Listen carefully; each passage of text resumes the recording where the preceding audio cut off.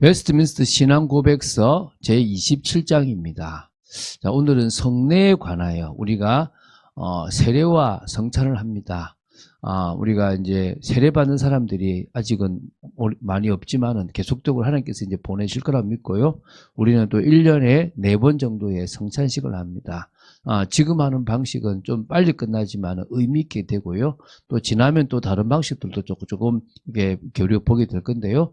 어쨌든 성례라는 것을 참여할 때 우리가 어떤 중심으로 참여해야 되는지를 좀 보셨으면 좋겠습니다. 먼저 성례에 대해서 개념이해를 좀 시키면, 성례는 우리가 교회론을 볼 때 2가지 관점에서 봐야 됩니다.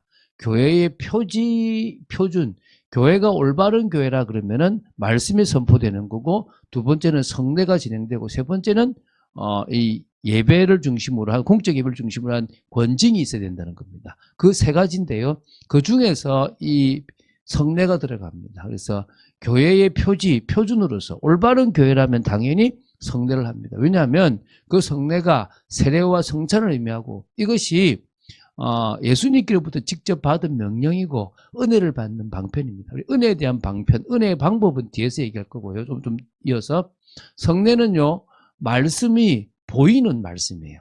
제가 지금 선포하는 것은 눈에 보이지 않잖아요. 근데 성례는 눈에 보이는 말씀 행위예요. 그래서 가시적으로 전파 행위죠. 내가 예수님의 십자가와 예수님의 그 부활, 또 예수님의 살과 피를 기념한다. 나 때문에 흘리셨고 나 때문에 또 지키셨다라고 하는 것을 이제 기념하고 믿는 거죠. 그게 이제 메시지로 선포되는. 그래서 교회는, 올바른 교회는 성례가 반드시 있어야 됩니다. 성례가 없는 교회, 올바른 교회 아닙니다. 그래서 담임 목사가 없는 교회에서는요, 목사님이 없다 보니까 노회에서 이렇게 임시 당회장을 이렇게 파송해서, 그래서 그분을 통해서 이렇게 또 성찬식을 하게 돼요. 저도 이제 전도사님이 하는 교회에 가서 이렇게 성찬식을 진행했던 경우들이 있거든요. 2번째는요, 은혜의 방편, 은혜의 방법으로서의 성례가 있습니다. 그래서 그 성례는요, 2가지가 있습니다. 세례와 성찬. 위에서 말했죠, 그죠? 세례는 밥티죠. 담근다, 물에 담근다, 물로 씻는다라는 개념의 밥티조입니다. 부활하신 후에서 주님께서 직접 제정하셔서 너희는 가서 모든 민족으로 제자를 삼아 아버지와 아들과 성령의 이름으로 세례를 베풀라 그랬습니다. 물론 이 세례는 앞에 세례 요한이 또 세례를 준 경우도 있죠. 그런데 직접 명령하셨습니다. 그래서 이게 이 세례라는 것이 의미가 있는데, 첫 번째는 표면적으로는 죄를 씻는다, 또 인친다, 그리고 우리 신앙 고백을 한다. 우리가 보통, 그래서 세례는 뭐와 똑같냐 그러면은 결혼식의 그 서약과 같은 그런 거라고 생각하시면 돼요. 이면적 의미는 나의 옛사람이 물에 들어가면서 난 죽었다. 나오면서 새 사람으로서의 신분이 되어졌다. 그래서 새 사람으로서 이제 그리스도와 연합된 축복을 누린다. 이런 의미들이 있고요. 이제 언약적 의미는 구약의 할례가 그리스도 안에서 할례로 이어졌다라고 하는 부분이 됩니다. 그런 의미에서 세례라고 하는 것은 되게 중요한 의미가 있죠. 이제 성찬입니다. 떡과 포도주. 그래서 이게 나누죠. 그래서 이 떡은 예수님의 살을 의미하고 포도주는 예수님의 피를 의미합니다. 그래서 잡히시던 밤에 창설하셨어요. 그런데 이게 없던 걸 만든 게 아니라 6월절 만찬이라고 하는 것을 성찬식으로 바꾸신 겁니다. 그래서 지금도 유대인들은 6월절 만찬을 지냅니다. 그래서 여러분 유튜브에 유대인의 6월절 만찬을 치면 6월절 만찬하는 방법들이 쭉 나와요. 조금 종파마다 다른 것이 있지만 거의 동일하게 있습니다. 거기에 포도주 4잔을 이렇게 마시는 행위가 있고, 그 사이에 이렇게 무교병떡이라고 누룩이 들지 않은 떡을 먹어요. 그래서 보통 이렇게 2번째 포도주 다음에 무교병떡을 맞고 포도주를 이렇게 3번째 포도주를 마세요. 그 부분이 거의 성찬식으로 왔다라고 보는 경우들이 많습니다. 이것은 뭘 기념하느냐? 십자가에 죽으신 예수 그리스도의 그 죽으심을 기념하고요. 그리스도의 고난에 나 역시 동참하기를 원한다라고 하는 축복이고요. 또 그리스도의 생명을 내가 소유했다라고 하는 의미가 있고요. 그리스도를 항상 향한 신앙 고백, 당신은 나의 주입니다 라고 하는 고백이 있습니다. 그런 의미에서 우리가 세례를 이렇게 하거나 또 성찬식을 할 때 그 시간이 우리가 은혜 받는 시간이고 또 우리가 올바른 교회로서의 모습을 가지는 겁니다. 그래서 교회로서는 올바른 모습이고 개인으로서는 은혜 받는 것이에요. 그래서 초대교회는 거의 매주 이것을 했다라고 보고요. 지금 한국 교회는 대부분 2번 하는 경우들이 많습니다. 저의 목표는 1년에 6번 정도를 하는 게 제 목표입니다. 그래서 그렇게 그 시간을 가지면서 우리가 눈에 보이는 그리스도의 그 은혜들을 나누었으면 좋겠습니다. 이런 개념이 정립되면요, 우리가 성찬식을 참여할 때도 미리 준비하고 또 어떤 사람은 감사의 고백도 하는 그런 시간들이 되어질 수 있다고 보시면 됩니다. 자, 그러면은 하나씩 보겠습니다. 성례에 관한 첫 번째 1항은요, 의미입니다. 성례는 은혜 계약, 은혜 언약의 거룩한 표요 인치입니다. 이것은 하나님이 직접 제정해 주신 것이다. 성례는 그리스도와 그 주시는 은혜를 나타내고 그 안에 있는 우리의 관심을 견고하게 하며 교회에 속한 사람과 세상에 속한 사람을 뚜렷하게 구별시키는 것이다. 뿐만 아니라 성도들로 하여금 하나님의 말씀을 따라 그리스도 안에서 하나님을 엄숙하게 섬기도록 하기 위해 제정하신 것이다. 이게 지금 성례의 의미, 본질과 성례의 목적이 나옵니다. 먼저 이제 말씀부터 보겠습니다. 로마서 4장 11절에 보면 그가 할례의 표를 받은 것은 무할례 시에 믿음으로 된 의를 인친 것이니 이는 무할례자로서 믿는 모든 자의 조상이 되어 그들도 의로 여기심을 받게 하려 하십니다. 그러니까 이게 그가 이제 할례의 표를 받은 것은 무할례 시의 믿음으로 자기가 그 할례 받기 전에 믿음으로 된 것을 이제 이 할례를 통해서 이제 도장 찍은 거거든요. 그러면은 내가 믿고 있는 것에 대해서 이제 세례라는 것을 통해서 내가 주님 앞에 더 이제 믿겠습니다라고 하는 고백이 된다라고 보시면 됩니다. 고린도전서 11장 23절에는요. 내가 너에게 전한 것은 주께 받은 것이니 곧 주 예수께서 잡히시던 밤에 떡을 가지사. 빵이죠. 그죠? 우리로 말하면 밥을 말하는 건데요. 어쨌든 성찬식은 주님께서 이렇게 하시고 그걸 이제 우리 지금 전해받은 겁니다. 갈라디아 3장 27절에 누구든지 그리스도와 합하기 위하여 세례를 받은 자는 그리스도로 옷 입었느니라. 여러분이 그리스도와 합하여 세례받는 그 말씀으로 말미암아 여러분이 정말 믿겠다고 고백하는 것은 그리스도로 옷 입었다라는 개념이죠. 참 표현들이 성경 말씀이 잘 돼 있죠. 창세기 34장 14절에 야곱의 아들들이 그들에게 말하되 우리는 그리하지 못하겠노라. 할례 받지 아니한 사람에게 우리 누이를 줄 수 없노니 이는 우리의 수치가 됨이니라. 그러니까 구별된 거죠. 할례 받지 않은 사람과 할례 받은 사람은 구별된다는 거죠. 고린도전서 10장 16절에 우리가 축복하는 바 축복의 자는 그리스도의 피에 참여함이 아니며 우리가 떼는 떡은 그리스도의 몸에 참여함이 아니냐. 당연히 자는 피에 참여하고 떡은 몸에 참여한다라는 개념으로 보시면 되겠죠. 자, 그런 의미에서 자, 이것은요. 성례의 본질과 목적인데요. 본질은 은혜 계약, 은혜 언약의 거룩한 표와 인침입니다. 우리가 앞에 이제 성례에 대한 이야기를 할 때요. 그 언약적 개념에서 구속 언약이라는 게 사실 나와야 돼요. 제가 그 얘기를 안 했는데요. 그 구속 언약에서의 할례의 개념이 이제 그리스도의 할례라는 것을 설명하는 건데요. 여기서는 지금 뭡니까? 이제 은혜 언약이죠. 그러니까 주님께서 구속 언약과 은혜 언약을 이뤘습니다. 이게 무슨 말이 쉽죠? 성부 하나님과 성자 하나님 사이에 이제 맺은 언약인데 그게 구속 언약이에요. 네가 내려가서 인간을 대신해서 죽으면 너의 죽음을 인간의 죽음으로 대신해 줄게 라고 하는 게 구속 언약이에요. 그 언약을 주님이 이루셨거든요. 예수님이. 그리고 이제 삼위 하나님과 우리 사이에 맺은 언약이 은혜 언약이에요. 이게 뭐냐면 이제 우리가 예수님을 믿음으로 말미암아 예수님의 죽음이 내 죽음이 되고 그로 말미암아 얻은 그 은혜가 내 은혜가 되는 거예요. 그게 은혜 언약이에요. 합쳐져야만 구원이라고 구속이라고 말할 수가 있거든요. 그런 의미에서 이게 지금 이 은혜 언약 내가 믿음으로 말미암아 하나님으로부터 내가 거룩하게 되고 구원받은 것에 대해서 거룩한 표와 인침이 성례라는 겁니다. 보이지 않는 은혜를 보이게 확증해 주는 거라고 보실 수 있습니다. 그래서 여러분이 세례를 받고 하는 것은요. 세례 행위로서는 구원이 아닙니다. 그러나 구원받은 사람이 세례를 하는 것은 중요해요. 내가 누군가를 사랑하고 결혼하기로 했고 혼인신고를 했다면 그것만큼 중요한 게 뭡니까? 결혼식도 중요하잖아요. 그것처럼 내가 믿음을 가지고 영접하는 것만큼 또 뭐가 중요하다? 주님 앞에서 이렇게 세례식도 중요하다고 보시면 됩니다. 성례의 기원은 하나님께서 직접 제정하신 거라고 지금 분명히 말씀하고 있죠. 그리고 목적은 뭐냐면 오늘 여기 나오죠. 그리스도와 그분의 은혜를 이제 나타내 주는 거예요. 이 그리스도가 이런 분이다. 그분이 주시는 은혜가 이런 거다라고 우리가 성례식을 하면서 나타내고요. 우리의 믿음을 견고하게 하는 게 있고요. 교회와 세상을요 구별하는 거예요. 다르다라는 거죠. 이거는요 막 그렇게 특별한 게 아니라 우리는 다른 인생을 살아가고 다른 목표를 향해서 달려간다는 겁니다. 하나님을 더욱 엄숙하게 섬기는 겁니다. 이게 영광 돌리는 거예요. 그런 의미에서 성례의 목적은 하나님께 영광이 되는 부분도 사실은 있다는 겁니다.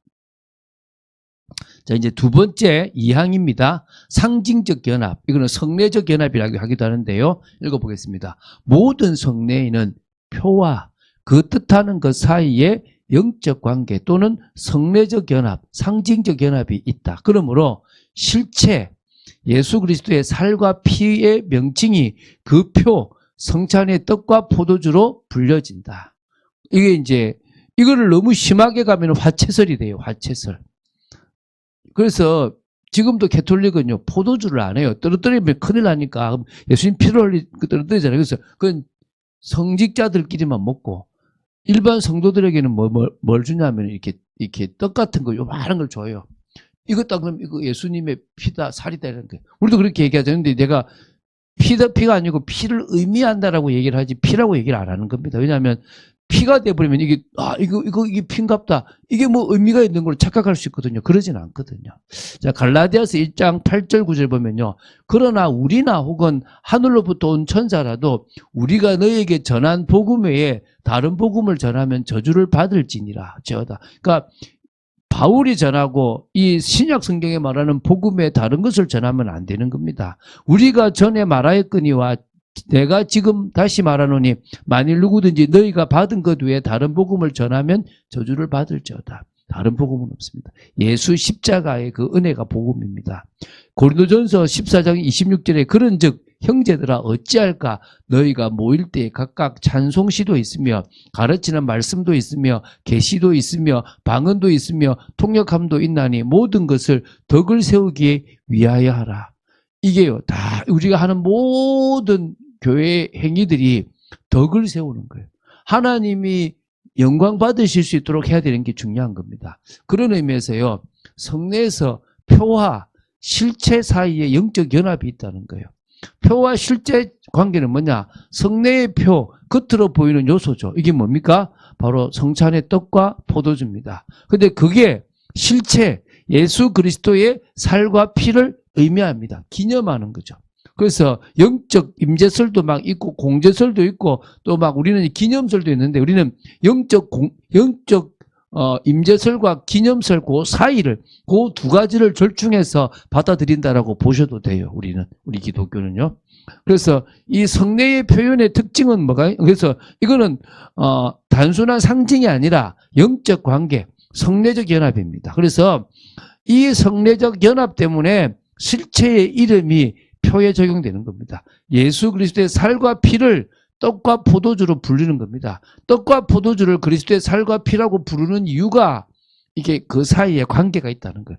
성례적 연합, 상징적 연합이 있기 때문에 당신들이 지금 마시는 떡과 그 포도주는 예수님께서 우리를 흘리신 찢기신 살과 흘리신 피를 의미합니다. 그걸 기념합니다. 그걸 믿는 겁니다. 이걸 할 때 성령이 역사하실 수 있다고 우리는 믿습니다. 이렇게 고백하는 거예요. 그래서 영적 임재설과 기념설 그 사이를 우리는 이렇게 믿는다라고 생각하시면 됩니다. 자, 세 번째입니다. 이거는 뭐냐면 효력입니다. 어떤 효과가 있느냐? 이게 이제 먹으면 바로 예수님의 살과 피가 된다. 이게 화채설이에요. 저 개톨릭이거든요. 우리는 그러지는 않습니다. 어쨌든 자 보겠습니다. 사망입니다. 올바르게 집행된 성례라든지 또 그것을 통해서 나타난 은혜는 성례 자체에 무슨 힘이 있거나 그것을 집행하는 사람의 경건이나 의도에 따라서 효력이 나타나는 것은 아니다. 이 말은 성례 그 떡과 포도주 자체에서 뭔가 힘이 있는 것도 아니고 이 또 신부나 교황이나 또 목사가 잘해서 되는 것도 아니에요. 그런 의미가 아니다 이 말입니다. 그것은 성령의 역사로 말미암아 나타나는 것이며 그리스도께서 성례를 제정하신 말씀에 의한 것이다. 결국은 집례하는 자나 이 표가 되는 그 실체가 되는 그게 중요한 게 아니고 실제가 뭐가 된단 말입니까? 바로 성령의 역사가 중요한 거고 그리스도께서 제정하신 말씀이 중요한 거다라고 보시면 됩니다. 다시 말하면 성례를 행하라는 주님의 명령과 성례를 합당하게 받는 사람에게 주는 은사의 약속이 포함되어 있다는 거예요. 그래서 로마서 2장 28절 보면 무릇 표면적 유대인이 아니고 표면적 육신의 할례가 아니다. 결국은 이면적인 게 중요한 거예요. 겉으로 드러나는 것은 의미가 없다는 겁니다. 베드로전서 3장 21절에도요. 물은 예수 그리스도께서 부활하심으로 말미암아 이제 너희를 구원하는 편이 곧 세례라. 이는 육체에 들어온 것을 제하여 버림이 아니요 하나님을 향한 선한 양심의 강군이라. 그래서 이 물은 말씀을 의미하기도 하는데요. 그런 의미들이 있습니다. 자, 마태복음 3장 11절 나는 너희로 회개하게 하기 위하여 물로 세례를 베풀거니와 내 뒤에 오시는 이는 나보다 능력이 많으시니 나는 그의 신을 들기도 감당하지 못하겠노라. 그는 성령과 불로 너에게 세례를 베푸실 것이요. 그래서 이게 이제 세례에 대한 개념이죠. 그죠?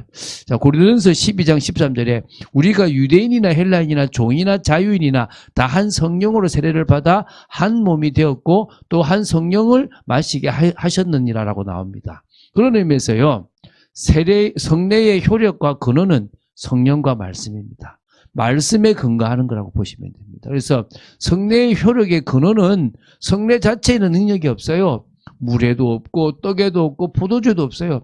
물 자체가 막 세례 준다고 해서 갑자기 변화되는 것도 아니고 떡과 포도주 성찬에도 의미가 없는 겁니다.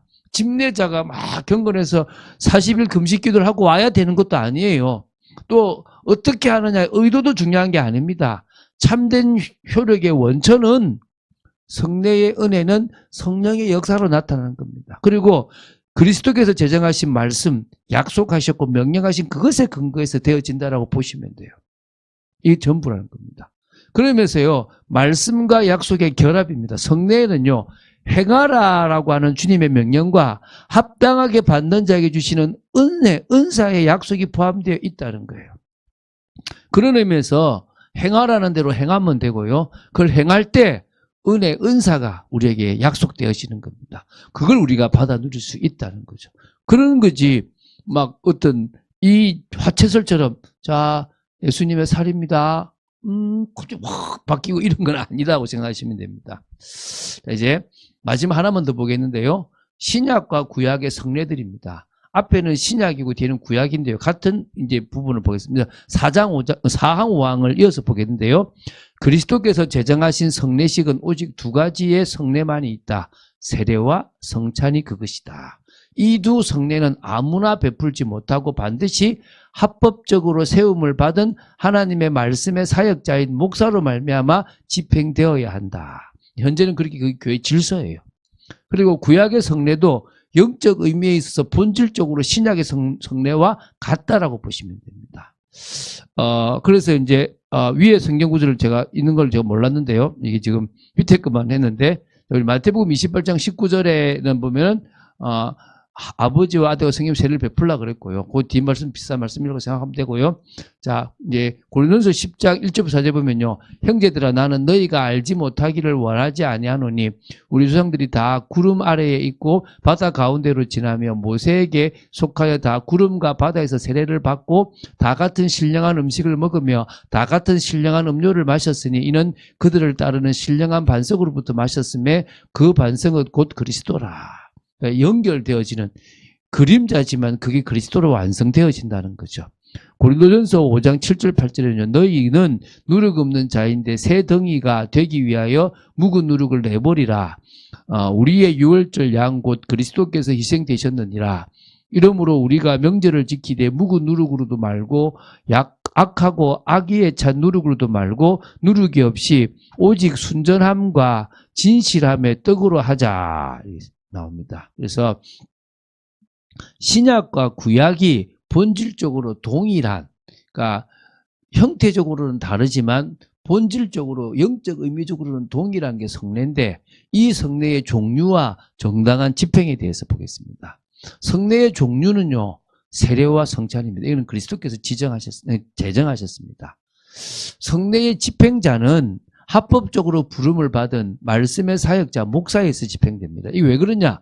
교회의 질서와 은혜의 집행을 위해서 그렇게 하는 거예요. 아무나 막 나와서 하면요, 어렵잖아요. 그죠? 이번엔 좀 잘하네, 못하네, 이것도 안 돼. 그걸 배우고 훈련한 사람이 그대로 그 일들을 진행해야 되고, 교회 내에서 합법적으로 질서를 받은, 이거는요, 목사만 특별하다. 여러분은 평소도 다 그런 개념이 아니에요. 제가 말씀드리지만, 저도 장로고, 또 장로님도 장로예요. 근데 어떤 차이냐면, 저는 가르치는 장로가 되는 거고요. 보통 장로님들은 시무하는, 치리하는 장로라고 얘기해요. 그건 장로라는 직분인 거고요. 그 외에 뭐 집사라는 직분과 이렇게 있고, 또 권사라는 직분은 우리가 만들었죠. 그죠? 또 감독이라는 직분도 있긴 있는데, 그건 우리가 쓰지는 않습니다. 우리는 이제 오히려 안수 집사와 서리 집사를 나눴는데, 왜 나누냐 하는 사람도 있는데, 저는 잘 나누었다고 생각을 해요. 근데 어쨌든, 그 장로라고 하는 게, 그 중에서 목사가 특별히 막 이렇게 제사장 같은 그런 존재도 아닙니다. 만인 제사장설입니다. 단지 하나님이 특별히 전적 사역자로 자신의 일에 전문이 없고 그냥 전적으로 주의 일을 하기 위해서 부르심을 받은 자이기 때문에요. 오히려 그런 부분에서 하나님의 인도를 받고 말씀을 증거하는데 하나님의 인도를 받은 존재라고 보시면 되겠죠. 그래서 성례까지 집례를 하게 돼 있고요. 축복도 여러분 많이 하셔도 돼요. 근데 축도는 아무나 못하도록 교회가 또 정해놨어요. 그런 이제 목회자만 하도록 해놔놨거든요. 제가 말씀드리지만 하나님의 축복은 없습니다. 하나님은 복을 주시는 분입니다. 그래서 하나님이 복을 주신다 이렇게 나오지, 하나님이 복을 주어 이렇게 나오지, 하나님이 축복한다 이런 표현은 성경에 없습니다. 단지 축복은 우리가 하는 겁니다. 왜냐하면 빌축자의 복복자입니다. 복을 비는 겁니다. 목사의 축복, 권사의 축복, 장로의 축복, 또 뭐 이런 표현들은 될 수가 있지만 뭐라고 없다고요? 하나님의 축복이란 말은 없습니다. 하나님은 복을 빌 존재가 없어요. 하나님은 복을 주시는 분이지 우리는 복을 비는 존재입니다. 그런 의미에서 우리가 주님 앞에 이렇게 복을 빌 수 있습니다. 누구나 축복 기도를 할 수 있어요. 축복합니다 할 수 있습니다. 그러나 축도 같은 경우도 조금 이제 제한을 줬다라고 보시면 되겠죠. 자, 그리고 세 번째, 구약과 신약의 성례의 관계는 단순한 예식이 아니라 영적 의미를 가진 참된 성례인 겁니다. 그래서 본질적으로 동일한 겁니다. 형식은 조금 다를 수 있지만 본질적으로 그리스도를 의미하고 동일한 은혜를 가지고 있다는 겁니다. 그런 의미에서 한번 정리를 해볼게요. 첫 번째, 성례의 본질과 목적, 의미는 뭐냐? 은혜, 언약, 은혜 계약의 표와 인침으로서 하나님이 제정하신 겁니다. 목적은 그리스도와 은혜를 나타내는 거고요. 믿음을 견고하게 하는 거고요. 세상과 구별되는 거고요. 하나님께 헌신하는 영광이 되는 거라고 보시면 됩니다. 그게 성례의 목적입니다. 두 번째는요. 성례적 연합, 상징적 연합인데요. 표와 실제는 조금 다릅니다. 표는 떡과 포도주죠. 실제는 뭐죠? 예수님의 살과 피입니다. 이게 영적 관계입니다. 그래서 표가 실제 이름으로 불려지기도 하는 겁니다. 세 번째는요, 성례의 효력은요, 그거는 어떤 떡과 포도주 그게 있는 것도 아니고요, 또 사역자의 어떤 대단함도 아닙니다. 그냥 성령의 역사와 그리스도의 말씀의 약속의 효력으로 나타나지게 되는 거라고 보시면 됩니다. 성례의 종류와 집행입니다. 성례는요, 세례와 성찬으로 구분할 수 있고 반드시 합법적으로 세움을 받은 목사가 그걸 집행할 수 있습니다. 구약과 신약 성례의 관계는요, 구약의 성례도 영적 의미를 가지고 있고 신약의 성례와 본질적으로는 동일한 부분들이 있다라고 보시면 됩니다. 그런 의미에서 성례를 우리가 할 때 기쁨과 감사함으로 할 거고요. 우리는 마침 집중을 할 때마다 하게 되는데요. 이런 부분에서 우리가 조금 더 의미 있게 이런 시간들을 가지고 또 하나님을 바라볼 수 있다면 좋다고 생각됩니다. 그래서 여러분들이 성례라고 하는 것을 믿음으로 참여하고 응답받게 되기를 주님 이름으로 축원드립니다. 주는 그리스도시요 살아계신 하나님의 아들이심을 고백합니다. 오늘도 저희들이 말씀 가운데 있기를 간절히 소원합니다. 성령으로 역사하여 주시고 이끌어 주시고 붙잡아 주시기를 간절히 소원합니다. 하나님의 나라가 임하도록 지켜주시고 성령의 충만함 속에서 우리가 성례의 의미들을 가지고 목적에 맞게끔 또 이 집행하는 절차들이나 모든 것이 가장 하나님의 뜻에 맞춰서 응답받는 축복이 있고 은혜가 되는 축복이 있기를 간절히 소원합니다. 주 예수 그리스도 이름으로 기도드립니다. 아멘.